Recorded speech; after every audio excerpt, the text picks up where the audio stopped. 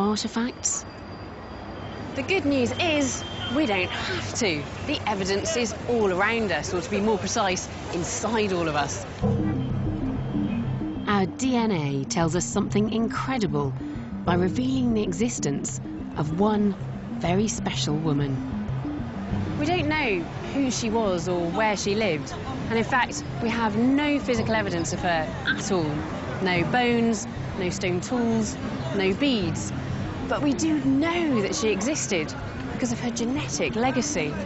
And some scientists have felt moved to name her Europa, because in one sense, hers is the founding lineage of Europe. Today, 10% of Europeans can trace their genes back to this one woman. Geneticists estimate that she lived around 40,000 years ago. And that fits with the archaeological evidence, like those shell beads. It's incredible to think of Europa's descendants as a small wave of nomads making their way through this region all those years ago. But where might they have gone next?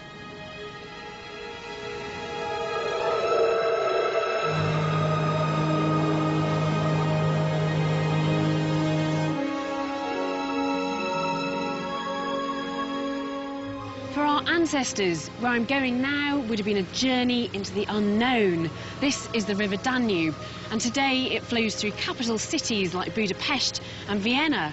But 40,000 years ago, it would have been a gateway to a whole new world. I'm going to follow our ancestors upstream, right into the heart of Europe.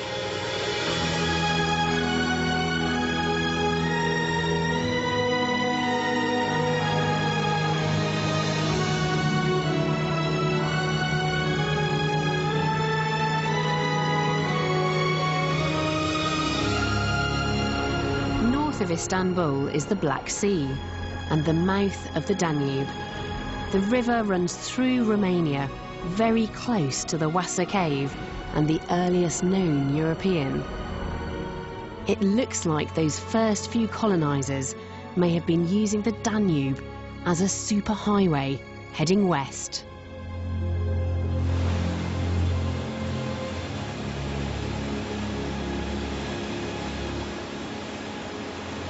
But as they followed the Danube's mighty, meandering course, they were in for a shock.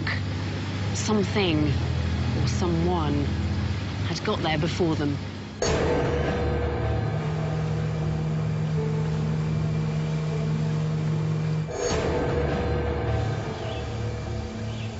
Europa's descendants weren't entering virgin territory.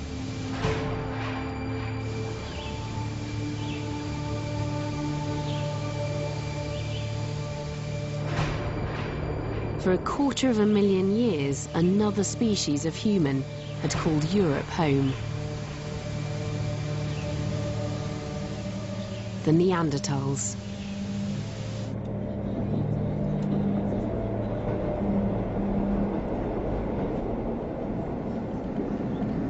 This is a reconstruction of a man who lived a very long time ago in Italy.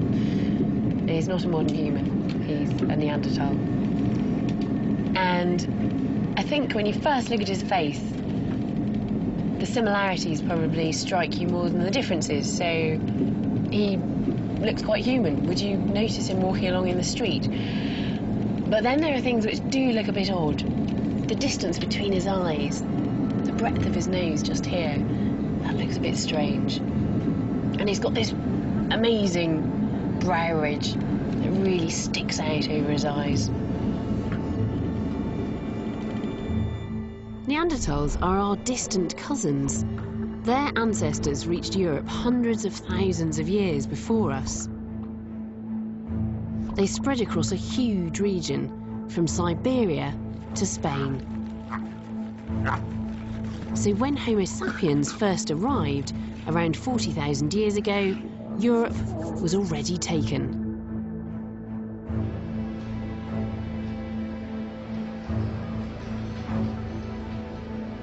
What were our ancestors up against? The popular image of Neanderthals is lumbering and slow-witted.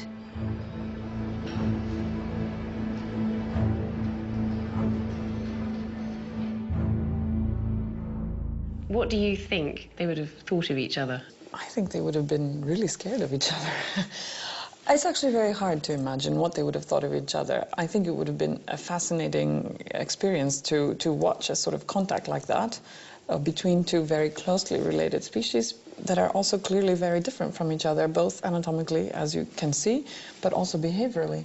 And in terms of differences between Neanderthals and modern humans, is there anything we can say about how that might have influenced behaviour? Okay, the one thing to point out is that Neanderthals were actually sophisticated hunters. We know that they were top predators. And actually they have very large brains, on average larger than ours. As well as big brains, the Neanderthals may have had another advantage. They had been in Europe long enough to adapt to the cold. Their stocky bodies and short limbs helped them to stay warm. And that's not all. This is a reconstructed Neanderthal skeleton, and generally speaking, the skeleton is very similar to ours. Having said that, there are definite differences. The shape of all the bones is subtly different, and anywhere that muscles attach on this skeleton is much more prominent than it would be in a modern human. So this would have been a person who was much more heavily muscled, generally much more rugged looking than us today. They would have been formidable competitors.